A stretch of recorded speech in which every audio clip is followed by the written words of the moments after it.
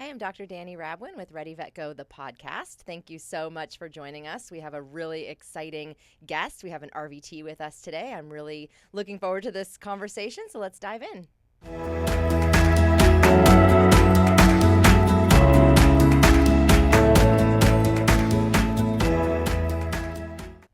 All right, welcome back to another episode of Ready Vet Go, the podcast, where we are elevating veterinary mentorship. I am so excited. We have somebody who is a crucial part of the mentorship cycle in veterinary medicine, which is our RVTs. So welcome, Mallory. Thank you so much for being here. Thank you for having me. I'm so excited to sit down and chat with you. Yeah, I'm just so thrilled to have you. I think some of my very, very best mentors in my professional journey were RVTs. Yeah. You guys are amazing. Thank you. Oh. I'm so excited to have you here.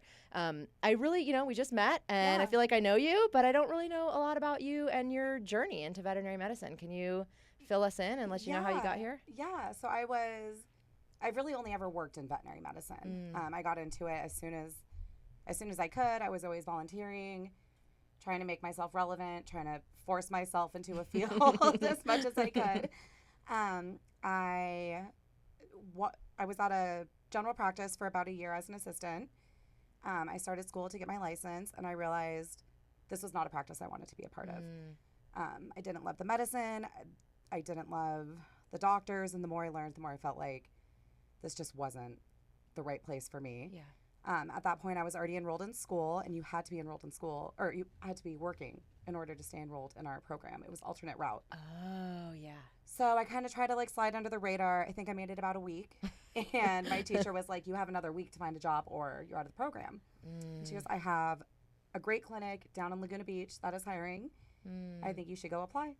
And I was one of the very lucky few people that found my home very early in my career. Yeah. And I stayed at that practice for close to 20 years. That is incredible. Yeah. Not a very common story. No, I did. I'm sure it was most veterinarians and most technicians do. You kind of get to the point where you're like, do I want to do this anymore? Is this a field I want to stay in? And you kind of try to shift and pivot. Yeah. My shifts and pivots were always very short, and I would always tuck tail and go back, running home and being like, okay, I'm sorry, I'm kidding. I want to come back.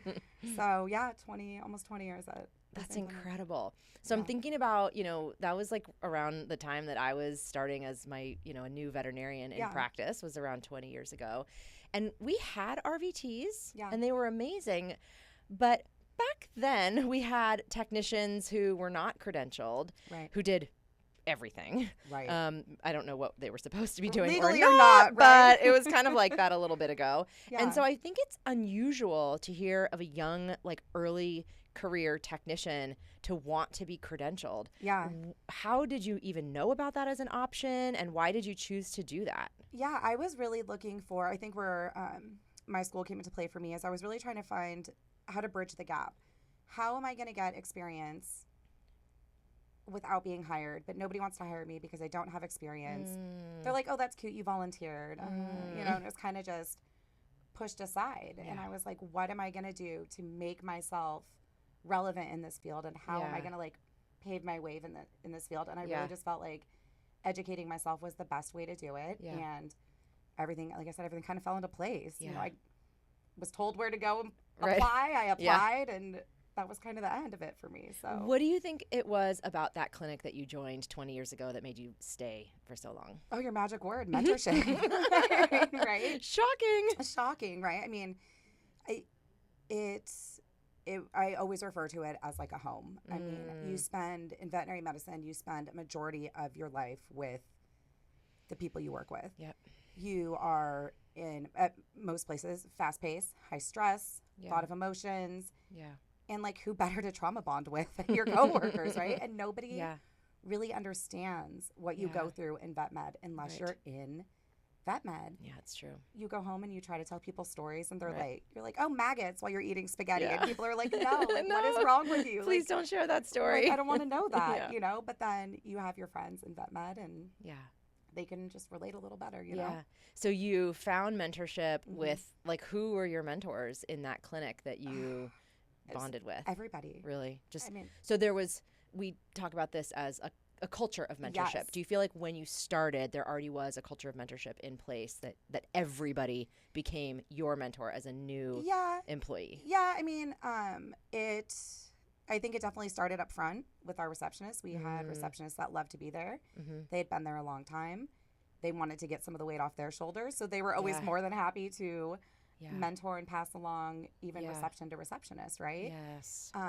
When I had recently left, and I mean, our kennel staff had been there close to 40 years. Wow. So, I mean, you want to talk about, I mean, our newest hire was about 5 years. Wow. So we had a very low turnover rate. We were all essentially family, right? We were all going through it together. But the owner of our practice, we were in between, there was a shift in ownership. And the previous owner was mentoring the new owner. Yeah. And the RVTs wanted to mentor the girls beneath them to, again, I think honestly, just so they didn't have to work as hard. Right.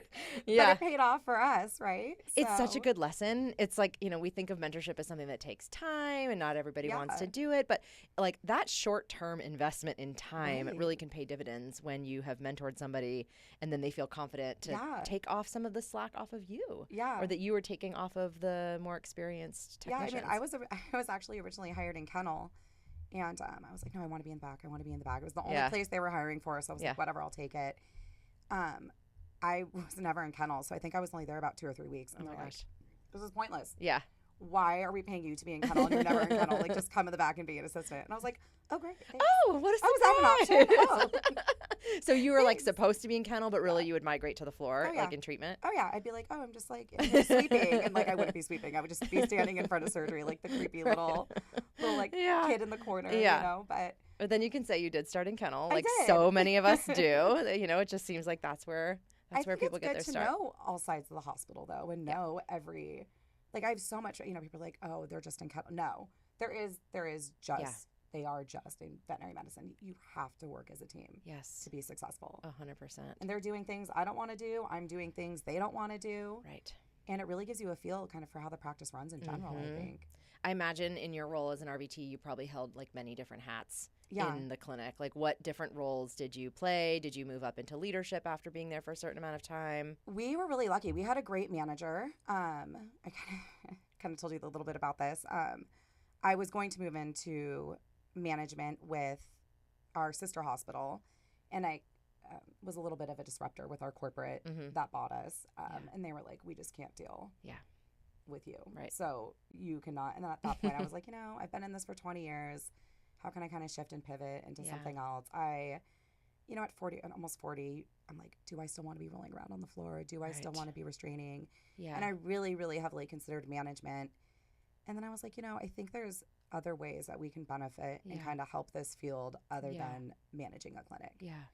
So what are those ways? I mean, it feels like, you know, technicians, when they're really good technicians, they often get promoted into the role of manager, often without training sometimes. Right. There's not always a clear path for growth among technicians. You know, you can become like certified in certain specialties. Like what areas could you have explored as somebody who is transitioning into the next phase in your career? Oh my gosh, I think this is like such a long-winded answer because I have so many ideas. So I teach at a veterinary technician school. Love that. I teach the attendant and level 1, level 2 classes, but my favorite class is the attendant class. These are, I call them kids. They're not younger generation coming in.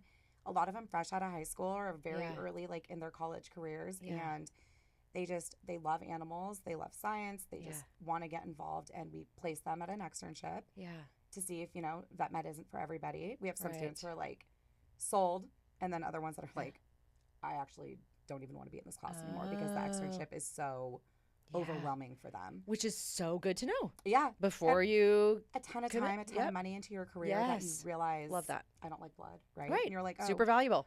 Yeah. But I love it. They're excited. They're not jaded yet. They're like, and even with young grads too, right? Like they want to be there and they're so happy to be in the field. And I love that because that was me, you know, for so long. And then, so I love doing the externship placement.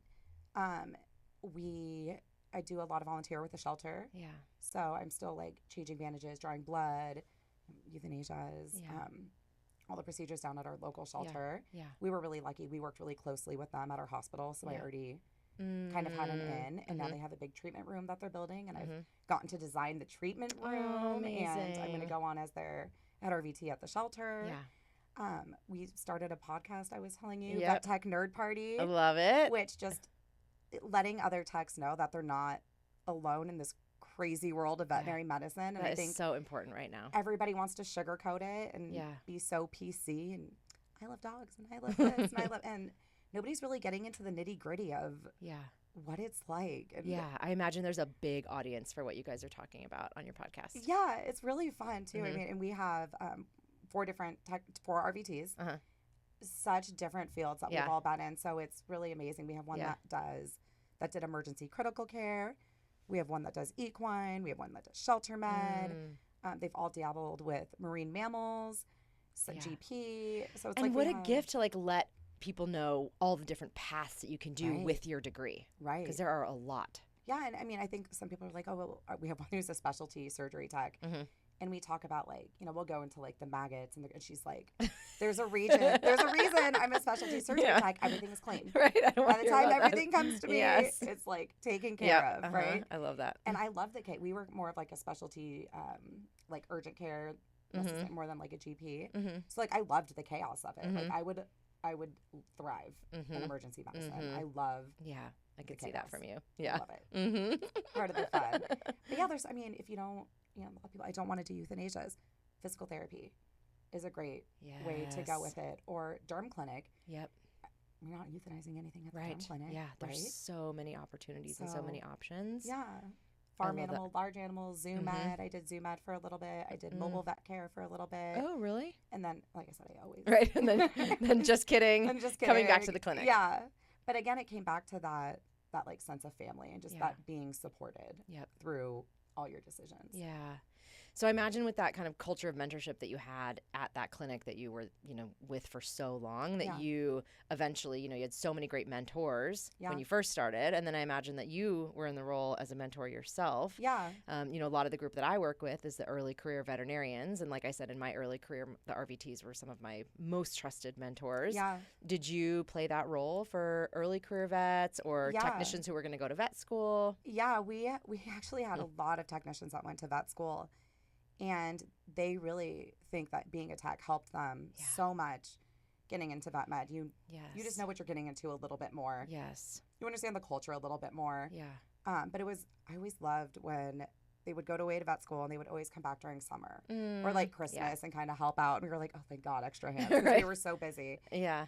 And we had one doctor. I was with her throughout her whole vet career journey. And then I did her first surgery with her. Aww. And I had that happen a couple times where I was the first one in surgery with them. Yeah. And I was I feel so honored. I've been with you through your whole career, right? And I'm just it makes me so proud to see them do that, And could you tell how it was for her? Because one thing I notice is, especially when technicians go back and work with their colleagues that they were technicians with and now they're in the doctor role, they sometimes have a hard time moving into that position of leadership and asking for help or giving instruction. Yeah.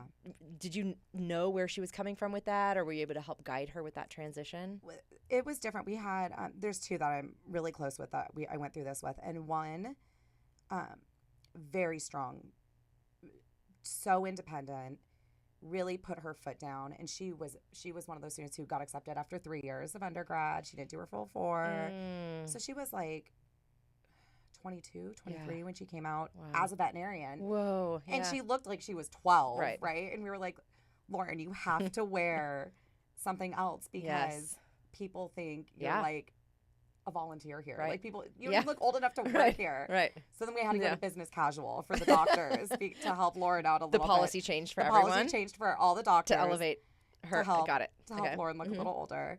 But she definitely was no, I am a doctor now. And I still call her Lauren. And I always had to catch myself, you're Dr. Brower. And I wasn't trying to minimize by any means the hard work that she had done. But it was, a 5-year friendship, 6-year friendship before she even went to vet school. Right. So, but yeah, she was really good about making it clear that I am now an authoritative figure. Right. I am not your friend. Right. And a lot of people that she had worked with had kind of shifted around and stuff. So she wasn't really clicky with anybody. Right. We had another doctor come back and she was very clicky as a technician with the coworkers. And that was the one that I was kind of worried about because you just don't know which way it's going to go. Yeah. is everybody all of a sudden going to buck up and respect her and respond? Yeah. Or is it going to be like gossip hour in the office? Right. And leading to a toxic work environment, essentially. Right. Yeah, which is exactly the opposite of what you want. It sounds like it really can go in either direction. Yeah. And so there's no hard and fast rule about going back to be a vet at a clinic where you were a tech. Yeah. Yeah, I think you just have to, I don't know, not show all the work that you've done, but I think you just really have to set those boundaries. Yep. Yeah. Just be like, yeah, it's different now. You know, outside of work, we can go out and do whatever we want. Right. We can have these conversations outside of work, but at work, we need to keep it professional. Yep. But then that blurs the lines too. Right. It does. Yeah. It's a hard thing to navigate. And I still struggle with that, you know, being social with my team members. And now I've been in the same clinic as an associate for 13 years. And so these people are my friends. Right. You know, but sometimes it's, you know, we can have friend hats when we go out and celebrate each other for celebratory events. And then it's work when we're at work. That was something I had to learn, I think, really early on in our career. We were all very young, kind of getting into this together. So we were a little wild. We would go out all night, not all night, but, you know, we'd go out for a majority of the night. Yeah. And then we would show up back at work the next day, and we were working 12, 14-hour shifts. Yeah. And then going out, and it was like we were with each other 24/7. And you get those scuffles. You get those little family fights. You get that going sometimes, you know, and you're just, but it can go either way, right? Right. It either strengthens you or it can kind of break you down a little bit, I think. What advice would you have for like new technicians who are starting at a clinic or a new veterinarian who are working with somebody like you who is really experienced and has 20 years under their belt? Yeah. And that can be intimidating sometimes because like you said, like some of these veterinarians and technicians are starting when they're quite young. Maybe they don't have nearly the type of experience that you have, but you have like all of this wealth of wisdom that needs to be tapped into. Yeah. Like what advice do you have for those people who are coming up to take advantage of mentorship from you or someone in your position? Yeah, I think, you know, as a tech, I always tried to tread lightly because I have so much respect for you guys going through vet school and putting in all that hard work, and you guys are going to know things that I can never even fathom knowing. Yeah. But I think a lot of it, you know, you always hear the thing like stop chasing zebras, just go after the horses, right? Yep. Or like stop looking for these crazy cases. Yes. And especially being in GP where we saw a lot of the same, not a ton of the same stuff, but you kind of see trends with things, right? And we'd used the same protocols because I worked so closely with one doctor. And yes, our other doctors' protocols maybe changed a little bit, but we had a really good system where we were. So we had one doctor who came in and she'd always be like, well, what would you do? Yeah. And I'm like, can I legally answer that? Yeah. Can I legally tell you what I'm supposed to do? She'd be like, well, what do you see on x-ray? Yeah. And it's like, I mean, granted, I've probably looked at more x-rays than, you know, any individual doctor. Right. Because I was taking every x-ray. Right. So I saw every x-ray that was coming out. And I was always the one to hang out and be like, well, what do we see? What are we doing? Yeah. It got to a point our doctor would be like, what do you guys see? Yeah. And then he would go in and check and be like, wrong, right. You know? So, but he trained us to think on our own. Yeah. So I think you really just have to embrace it. Right. And I think what's really important is finding a clinic where you feel like you vibe. And not every clinic is going to be your cup of tea. Yeah. So lucky that my second clinic where I landed ended up being my spot, but that's not really the norm. And we had one doctor who absolutely hated me. I was on like one of my little breaks. Yeah. And I came back and they're like, oh, we have Dr. So-and-so here. Yeah. And she did not like my strong personality. And she would ask anybody to help her but me. And then so I would be annoying and be like, I'll help you. I'll go into surgery with you. Let me take, and just kind of like force myself upon her. And it got to the point where she was like, I really don't want to work with you. And I was like, okay. Really? But then everybody in the clinic kind of had the same personality as me. So one by one, she had kind of like alienated herself. Yeah. And we were like, yeah, a bunch of type A bitches might not be for everybody. Right. You know? So I think you really have to find where you fit in. Right. And not every place is going to have a culture that fits. Yeah. And I try to tell my students that when I place them, like, you guys might not love your externship. You might love it, but the people might be awful. Yeah. You might hate the medicine, love the people. But I said, don't get frustrated. Don't get sad if you don't walk into your externship and immediately just feel like there was no banner. They're not shooting out confetti. Like, why are they not happy that I'm here? Like, there is somewhere for you. There is a clinic for you. Yeah. Every culture at every hospital is different. Yes. But I think when these young vets come out, I like to help them and kind of talk them through things. But I also want them to be kind of confident because they have been through so much and they do know so much. But then you get that imposter syndrome, like as soon as you get out of vet school and you're like, oh, wait, now I'm supposed to diagnose? Right. Now I'm supposed to be doing all these things? Like, right. Where do you even start? Yeah, it is a really tricky thing to navigate. I mean, that's so much of why we have the Ready Vet Go mentorship program, is to help them navigate that transition, with confidence and imposter syndrome. Yeah. But we also really tell them and empower them to take advantage of the resources that are in the clinic with them, like their seasoned technicians. Yeah, and I think they forget to, like, we're the ones, our clinic was physically very small, but we were very, very busy. But again, not that like I've seen more x-rays than all of them, but right. I was probably taking 85% of the x-rays. Yeah. I was in probably 75% of the surgeries. Yeah. So you do get used to some of those things and being able to handle some of those situations a little differently. Yeah. We had one doctor who would just yell bleeding, and we were like, like cautery bleeding, like hemostat bleeding, like do I need to scrub it? What level of bleeding are we talking about? Like, I need a little bit more info than that. We expect you to know exactly what we mean when we yell bleeding. Like, should I be panicking, or is it just like a little dab, a little pressure, we're good? But it's really amazing when you can see these bonds form, or these doctors who will like take to a certain tech, and you can just watch them work flawlessly. Oh, my gosh. It's amazing. It is really, it's so incredible. I mean, I love working with lots of different people, and I love quizzing too. Yeah. I mean, I love to get people like kind of sweating, if the blood pressure's changing and somebody wants me to tell them what to do, the technician will like want me to tell them what to do to fix the thing right now. And we've got a second. Yeah. What do you think we should do? I'm just going to be over here working on my surgery. But talk to me about the fluid rate. And I really love that. And then I've got others who I've worked with for many, many years. Yeah. And we can see something changing, and I just give a look. Yeah. And they know exactly what I want. And that's like, just such a fun. Yeah.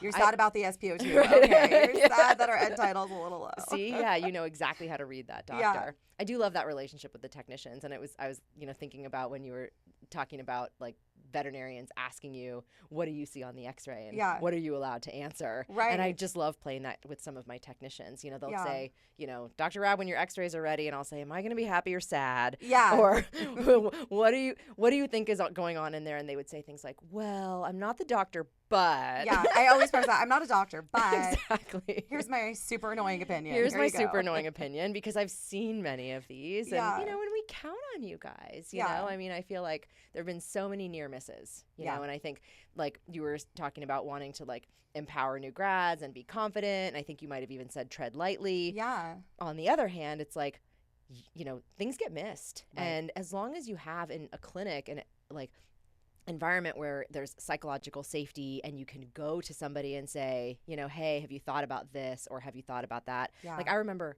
very clearly when I was an early career vet, and there was a treatment sheet. I'm sure it was paper. Yeah, on a clipboard. On a clipboard. And I calculated an amoxicillin dose, some type of medication. And I remember like in plums or something, the range was like 5 mgs per kg to like 50 mgs per kg. And I was like, you're like, just give me a flippin' number. Yeah, like, I thought, that big well, I don't want to do the wrong thing, and I don't want to give too much, so Right. I'll just go with 5. And I calculated the 5 mg per kg dose. And I just remember the technician who came up to me and said, like, is that the dose you want? Like, that's not the dose that we normally use. Right. Like, it was so kind and respectful.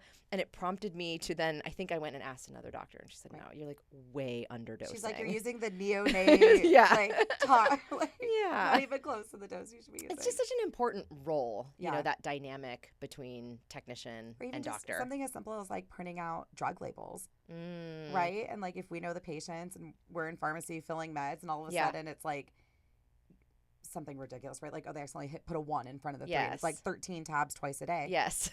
You will have owners that will give the 13 tabs twice a day. Yeah. And they're like, oh, that was supposed to, it was supposed to be a third. Yep.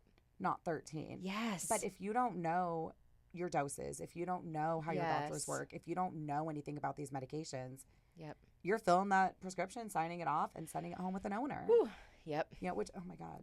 Yeah, we need checks and balances, and I definitely count on the staff. I just did that the other night. I close every Tuesday night. I have for many, many years, and at 8:00 p.m. is not that late. But by 8, my brain is done. Yeah. And my last patient of the day needed a tapering dose of prednisone, and somehow in my brain, I didn't taper. It was give 1 tablet daily for 5 days and then 1 tablet daily for 5 days. And I think I repeated it like 3 different times. Yes, I remember. You're like, so once a day for 15 days? Exactly. Is that where we're... And the technician came up and she said, Doc, she always calls me Doc. She goes, I'm having a hard time understanding your tapering language on here. And I think if I'm having a hard time, the client might. Yeah. Can you explain this? That's a great way to word it. I know. I was like, you are so sweet. But really, you could have just said, like. You fucked up. Yeah, you fucked up. But it was really kind. And I've worked with her for a long time. And still, it was just like so respectful and kind. And I said, thank you. Yeah. You saved my butt. Yeah. Which happens all the time. I mean, you guys save our butts. We save your butts. Exactly. It kind of goes hand in hand with all of it. Exactly. I mean, it's, like I said, just such an amazing relationship to have people that you can trust and that you can rely on, and then you save lives together. You know, I always say, like, we laugh together, we cry together, we celebrate our wins, we grieve our losses. Yeah. But just that sense of community that you have in veterinary medicine is just amazing. You were lucky that, like me, where you were at, you kind of found your home at a clinic and had a great mentor. Yeah, in over 20 years, I've only ever worked full-time in 2 clinics. Wow. I worked for Buff, who was on another episode. Yeah. So my first mentor, I worked for him for 8 years. Wow. And then my family relocated to the Bay Area from Southern California. And I got a job, and I've been there for 13 years and have a mentor in a similar fashion like I had for Buff. And I've always loved exploring other parts of vet med. So I do a lot of relief and emergency medicine, but my full-time gig. That's a great way to do it. It's been nice. I can always have my home that I can come back to, but still kind of dabble. You know, like you've had a really interesting journey where you've been able to do so many different things. Yeah. You know, like now as you're transitioning out of the clinic into teaching and working in the shelter, like we just have an opportunity with our degrees to go explore and do so many different things. I mean, people are like, oh, have you thought about being a rep? And I'm like, no, I don't want to be a rep. I mean, you can be a rep. You can teach. You can even like SCVMA or not if you're not in California, but California Veterinary Medical, any of the medical associations, right? Yes. And I think education is such a huge part of it because you're really making an impact when these students are young and impressionable and are looking for that guidance, whether they know they are or not. You know, I think a lot of times they're just kind of listening, and every once in a while something will stick that really, you know, stays with them throughout their career. So like most good technicians, have you taken home pets that you've come into contact with? Absolutely. Okay, tell us about at least one. We worked really close with the shelter, so I had just gotten a puppy. And they were like, oh, there's puppies at the shelter that look like your puppy. So then that sucked me into one of them. The 2 cats I have are both from, one was one of our like craziest clients. Love her, but she's a little crazy. Yeah. Had feral kittens in her backyard. One day, only 3 walked up instead of 4. So she went like tromping through the bushes to find the 4th kitten. He was not doing well. She brought him to emergency. They wanted like $5,500 just to stabilize him. And she's like, this is a backyard, like 10-day-old feral kitten. Like, this is crazy. I'm not putting that money into it. So we told her, we're like, come to us, sign over rights, and we'll take over the medical care. And it was one of these days where the morning was just a complete shit show. And the afternoon looked like it had kind of tapered off a little bit. And our boss was like, whoever takes this kitten home for the weekend on fluids gets to go home early. So I was like, sign me up. I'll do it. Okay, I'll take the bullet for everybody. And that was like 8 years ago. Never left. Yeah. But then he needed a friend. Of course. I mean, a kitten needs a friend. Right? He can't be like the lone cat in the house. So then we worked Del Mar racetracks. Had a really big kitten population, but then they had coyotes starting to wipe out their kitten population or their cat population. So they were actually capturing all their kittens. We were spaying and neutering them. And the ones that were friendly and seemed like they could be placed in a home, we would place in a home. I don't think we actually turned. That was our deal, right? We'll give them back to you if we feel like they're not placeable. And we're like, everything's placeable. So we ended up placing, I think, close to like 40 kittens for them. So one of them was just too cute. I taught him to kind of like climb up my leg a little, which was really fun. Until you're like going to pull blood.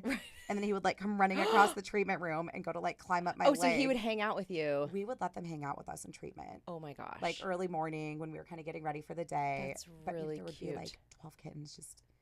We had a little cat tree in the corner, and they'd be like tearing around the hospital. And I thought it was so cute. I was like, oh, I'm teaching him tricks. That is so cute. That is like my we would have him like ride the brooms. You know, as we like swept through the hospital. And I mean, it was ridiculous. I am way more of a sucker for kittens than puppies, I have to say. I just, I love them. I think I'm more of a dog person than a cat person. Yeah.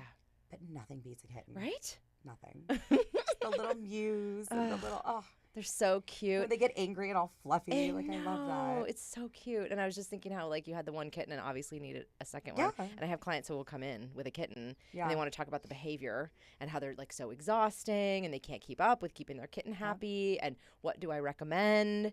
And my recommendation is get another kitten. They probably look at you and they look at me, like I have 3 eyes. They're like, you're the vet. Like, don't say that out loud. But I can't help it. Like, really, that is my recommendation. Everybody, I was telling you earlier, we just did that with our puppy. Yeah. I mean, she finally hit 2, so she finally started to calm down a little bit. Yeah. But I was like, my whole life revolves around her schedule. Right. Like, does she have agility today? Yeah. How am I going to tire her out before I put her in her crate? All these things. And then I was like, I'm just getting another dog. Right. And my husband's like, you're crazy. Yeah. And we got her another dog, and he's like, this is the best she's ever been. And I'm like, she's tired. Yeah. Exactly. Because they run around like psychos all day. Yes, so a tired dog is a well-behaved dog. We were like, whoever would have thought Gronky would have been like the best dog on the street. Gronky? Yeah. It's really cute. My husband's from New England. So a majority of our animals are named after Patriot themed. Yeah. So we have, her full name is Gronky Jules. Oh my gosh. For Rob Gronkowski and Julian Edelman. Okay. And the new one is Bella Chick. Okay. For the old coach Bella Chick. So yep. That name I know. That's where we're going with this. I was like, gosh. I'm really surprised we don't have a Brady at this point, but he's. Well, when you come home with somebody from the shelter and you can tell him it's to round it out because we didn't have a Brady. You know, that's really funny. That's kind of my tactic is that he says no. And then I'm like, well, we can call her this. Or, we can do this. The first kid we brought home, we were going to name him Tommy. And he was like, no, it's okay. And I was like, okay. But now I'm like, you name them. And he goes, well, once I name them, they can't leave. So. Right.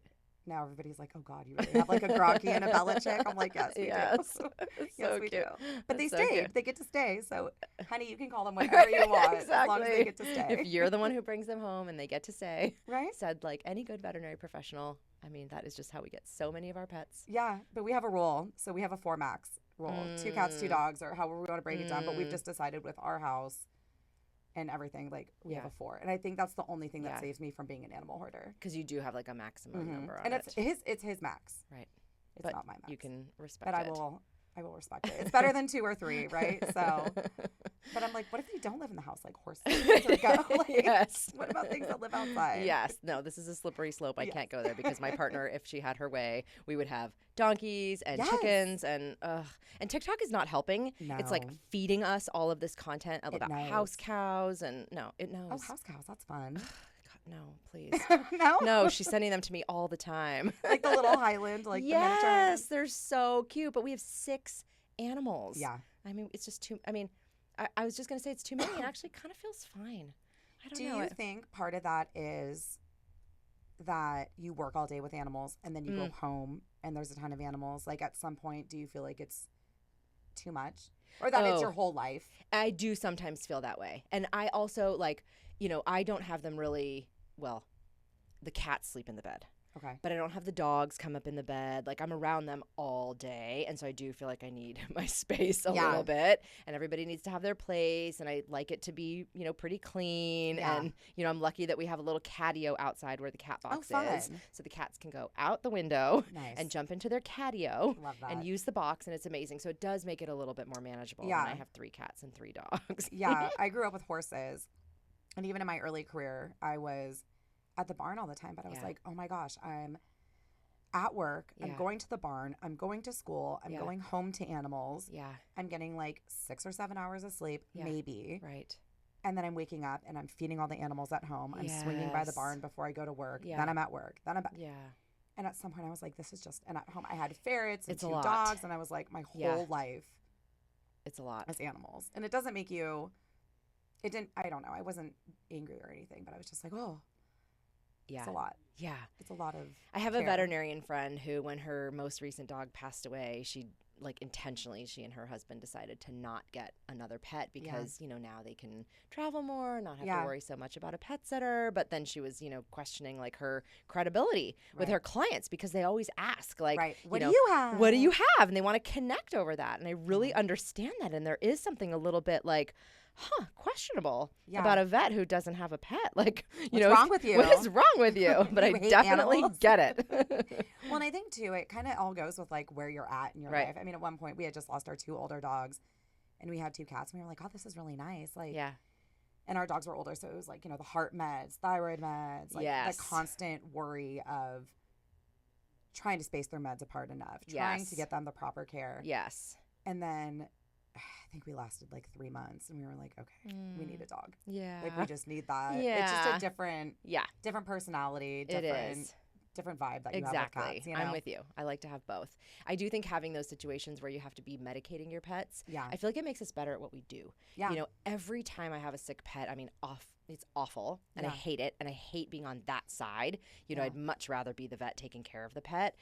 But when it's my own pet, I feel like once I can get over how sad I am that my pet is sick and needs medication, then I think this is really good for me as a vet to understand what I'm asking my clients to do. Oh, absolutely. You know, like when I just had to give Flagyl to my cat and it was so bitter and she was foaming at the mouth. And I was like, how do I ever ask anyone to do this? Like, this is really hard. And so I think it's good for us, you know, to be able to be on that side. I was telling you my cat's one cat is really fat and I was terrified to get blood work on him because I'm like, oh, he's going to be diabetic. And I'm like, how the hell are we telling people to give insulin twice a day?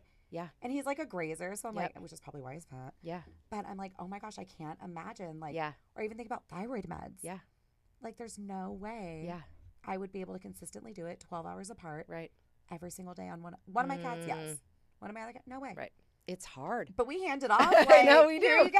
It's good for us to remember. Yeah, we have the new dog that we just brought home as a Frenchie. Yeah. And she was used for breeding, got dumped at the shelter, and she's kind of just been passed from shelter to shelter. Great personality, which is what I think has ended up kind of prolonging her being passed from shelter to shelter. Yeah. But, oh my God, you're talking Duoxo mousse on the paws, Duoxo mousse on her underbelly, her vulva, her chest. Yes. Then you get the wipes, because the wipes are for the facial fold. Yeah. And then the bath twice a week. Oh God, what else? She Maloxidil for her bladder stuff that she has going on. Oh my gosh, she's on probiotics. You're doing all of that for her. All of it, but you're like, we literally just send people home with bags, and you're That's like, right. Off you go, bye. Bye, have fun. Now I'm like, do all the things. I'm like, oh, maybe we shouldn't send home with wipes and a shampoo. Like, it's a lot. It's a lot. Yes, or even connect with them and ask, like, are you going to be able to do this? I would much rather know what you realistically are going to be able to do. I went out of town, and my husband was like, what? What am I doing? Yeah, and I'm like, lot. Just all this stuff. And he was like, oh. Okay, so I had to like handwrite instructions. Yeah. And things that I think you forget too, being in vet med, how easy things come to you. Right. And he's like, well, she doesn't have a collar. How am I going to put eye meds in without her collar on? And I'm like, why are you holding on her neck to put in eye meds? Yeah, but like that's a really reasonable question, and it's good. And then when you're giving the meds off to the client at checkout, like it reminds you, like, don't be my husband. Don't choke them out while you're giving eye meds. Exactly. I could talk to you forever. Yes. I feel like I could sit here and laugh with you. But I do want to end before we finish just knowing what you love about this profession. You know, we just want to celebrate veterinary medicine. It is, despite a lot of the challenges that we have, which we don't want to sugarcoat over, just still really acknowledge that this is an amazing profession. And I love these conversations with people who are in it and love it. And so I want to know, for you, as someone who's been doing this for many years, what do you love about veterinary medicine? I think a better question is, what don't I love about veterinary medicine? You're going to make me cry. I love that. I love everything about it. I think the big shift I had towards the end was going from private practice so long. Going into corporate was definitely a big eye-opener and a big shake-up for me. And I think that's what really kind of made me not question what I was doing, but kind of be like, maybe this just isn't my spot anymore. Yeah. But what don't I mean, the clients, the patients, the medicine, the science behind it, figuring out the puzzle, you know, with them not being able to talk. I love when they come in. I don't love when they come in, but, you know, they're flat, their tails tucked, they ADR, you know, and you get to pull blood work and you're like, ooh, and then you take x-rays and then you start a catheter or you do a blood transfusion or you pull out these massive 25-pound splenic tumors and they're like eating that night. Yes. And you're like, this is amazing.